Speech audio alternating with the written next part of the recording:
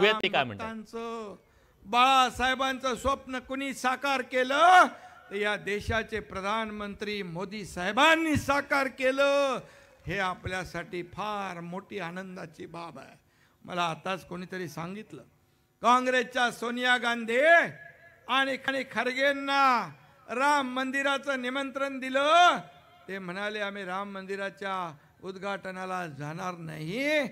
अशा लोकांच्या बरोबर उभाटा युती करते. आणि उभाटाचे नेते पण पूर्वी सांगायचे मंदिर वही बनाएंगे, तारीख नहीं बताएंगे. पण मोदी साहेबांनी मंदिरही बांधलं, तारीखही सांगितली आणि त्याचं उद्घाटनही होतंय. ही आपल्या सगळ्यांसाठी आनंदाची बाब आहे.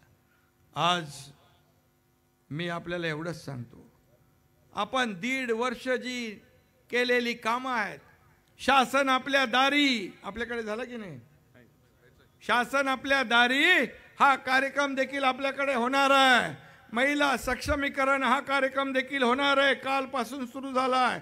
शासन आपल्या दारीमध्ये योजना, लाभ, निर्णय लोकांपर्यंत थेट गेले पाहिजे म्हणून आपण शासन आपल्या दारी केलं सुरू.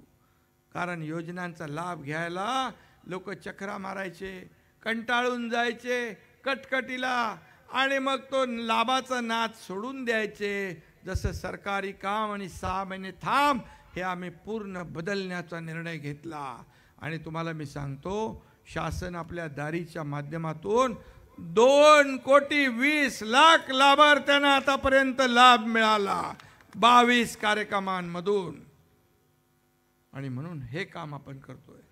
हे काम आपल्याला लोकांपर्यंत पोचवायचं आहे. शिवदूत, बूथ प्रमुख, कार्यकर्त्यांच्या माध्यमातून केंद्राने 9 वर्षात मोदी साहेबांनी केलेली कामं, या राज्याला दिलेली मदत, या आपल्या देशाचं नाव जगात उंच करण्याचं काम ज्या मोदी साहेबांनी केलं, त्यांच्या पाठीशी या सर्व महाराष्ट्रातल्या जनतेने त्यांचे हात बळकट करण्याचा निर्णय घेतला.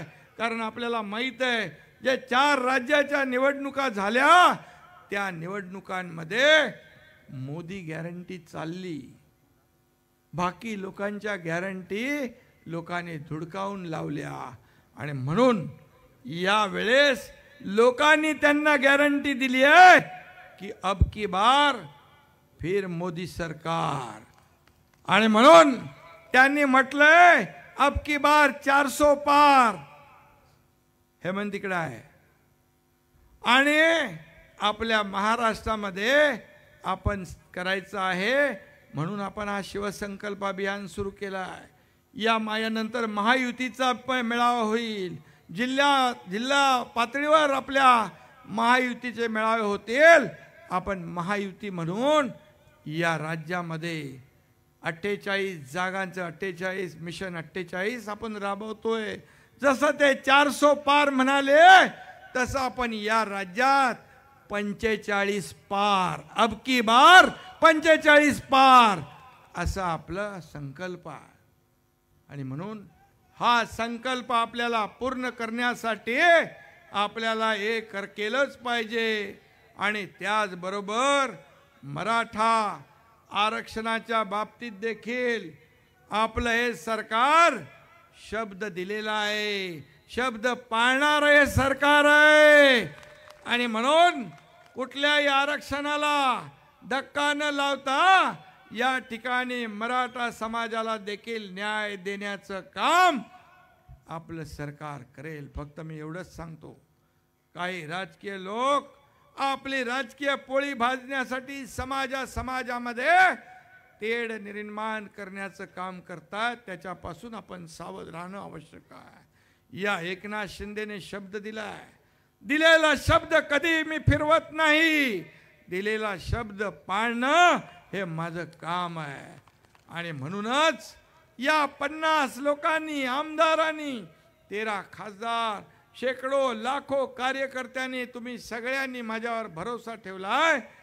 तो याचमुळे की हा काम करणारा मुख्यमंत्री आहे, हा रस्त्यावर उतरून लोकांना भेटणारा मुख्यमंत्री आहे, हा सर्वसामान्यांच्या सुखदुःखामध्ये धावून जाणारा मुख्यमंत्री आहे. एक सर्वसामान्य कार्यकर्ता जेव्हा मुख्यमंत्री होतो तेव्हा त्या कार्यकर्त्याची त्याला जाण असते, त्याला जाणीव असते, त्याला भान असतं.